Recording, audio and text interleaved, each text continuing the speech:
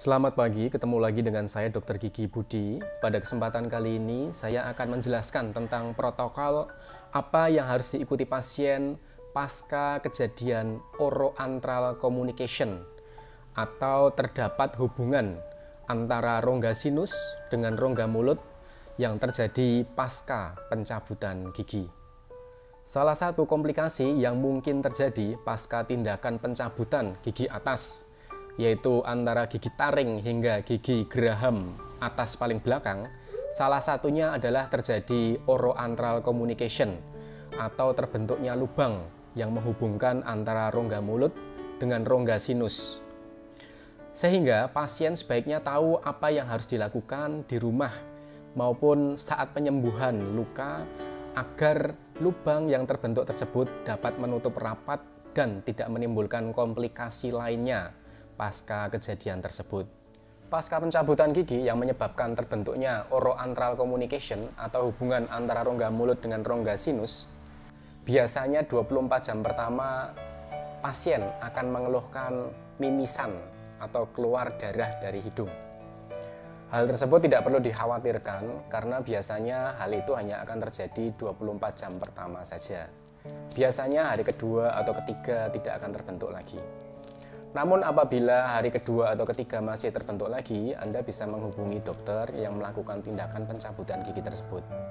Prinsip yang harus dilakukan oleh pasien adalah menjaga keseimbangan tekanan antara rongga mulut dan tekanan pada rongga sinus, terutama rongga hidung. Sehingga tekanan tersebut tidak akan menimbulkan jendalan darah yang harusnya menutup luka untuk masuk ke dalam sinus ataukah turun ke dalam mulut yang berikutnya akan menyebabkan terbentuknya lubang kembali atau terbentuknya lubang secara permanen. Sehingga beberapa hal memang harus diikuti dan dipahami oleh pasien pasca kejadian ini.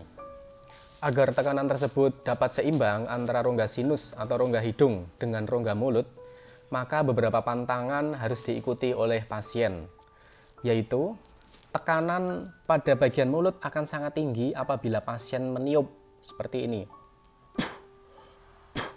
Itu tidak boleh dilakukan oleh pasien karena dengan tekanan di dalam mulut yang tinggi akan membuat jendalan darah yang harusnya menutup luka akan naik ke dalam sinus sehingga terbentuk lubang kembali.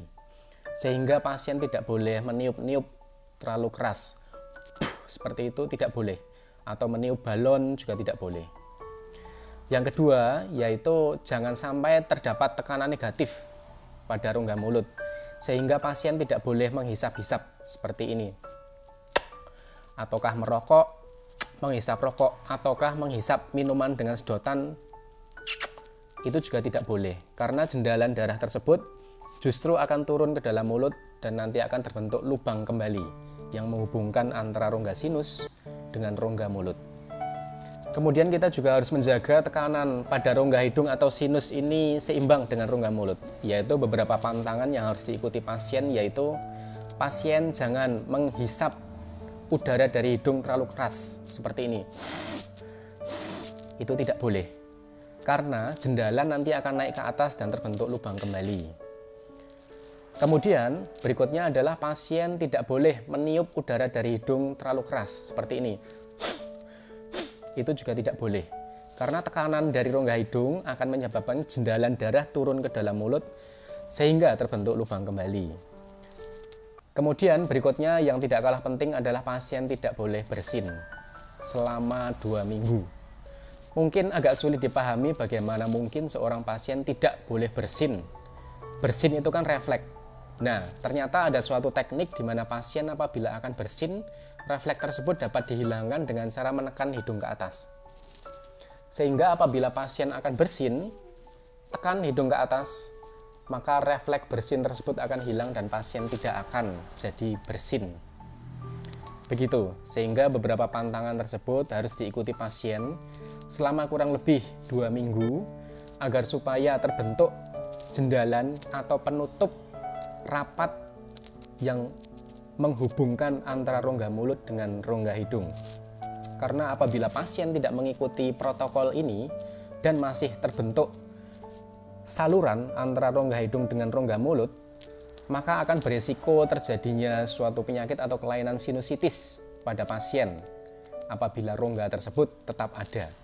Karena rongga tersebut beresiko akan menyebabkan sisa makanan dari dalam mulut masuk ke dalam sinus. Dan apabila sisa makanan sudah masuk ke dalam sinus, tentu saja akan sangat sulit untuk membersihkannya. Sehingga sangat penting bagi pasien untuk mengikuti protokol ini agar supaya terdapat sumbatan yang dapat menutup luka yang menghubungkan antara rongga mulut dengan rongga hidung. Maka saya simpulkan sekali lagi, yang tidak boleh dilakukan oleh pasien adalah meniup udara dari hidung dengan keras atau itu tidak boleh. Kemudian menghisap udara dari hidung yang keras juga tidak boleh, seperti ini, atau itu juga tidak boleh. Kemudian bersin juga jangan dulu selama 2 minggu agar refleks bersin tersebut hilang. Dapat menekan hidung ke atas, maka refleks bersin Anda akan hilang. Kemudian jangan meniup terlalu keras seperti ini, atau meniup balon, atau melakukan hal ini juga tidak boleh. Kemudian tidak boleh menghisap atau mungkin merokok, menghisap rokok, atau mungkin menghisap minuman dengan sedotan. Itu juga tidak boleh selama 2 minggu.